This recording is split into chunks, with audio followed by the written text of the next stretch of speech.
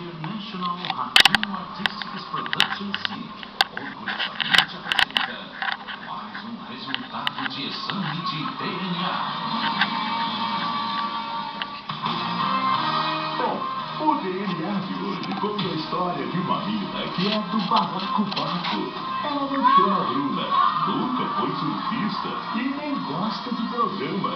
Mas se a Rosemary resolvesse contar suas estreponias sexuais em um livro, daria uma saga tipo Harry Potter, tá ligado?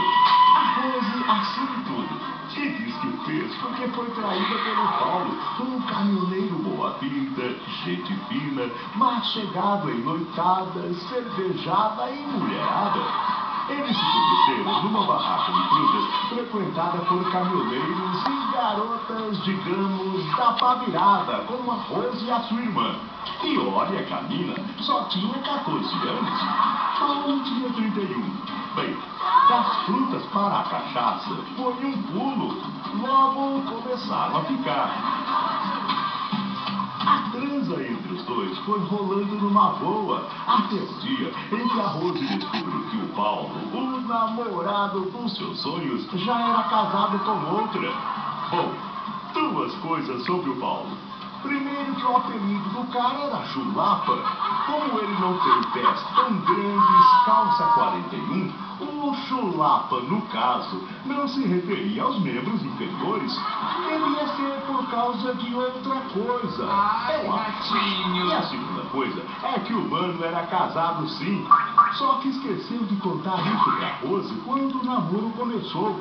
Por isso que a mina se considerou traída, chifrada e resolveu dar o troco com a mesma moeda. Não pode a fazer primeira isso. gravidez, da qual Paulo não reclama, mas o bebê não vingou.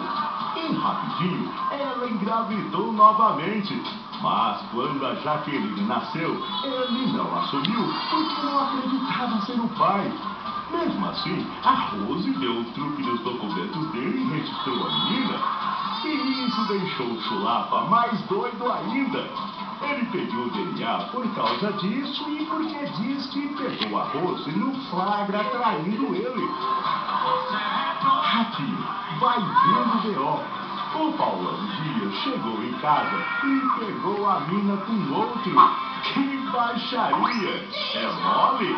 Eu, hein?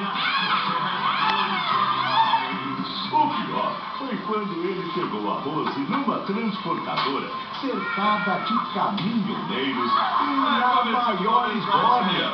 Aí melou de vez. Acabou o casamento e ele se recusa a pagar a pensão, a não ser que comprovem que ele é o pai. O Ratinho vai esclarecer tudo. É com você, Ratinho!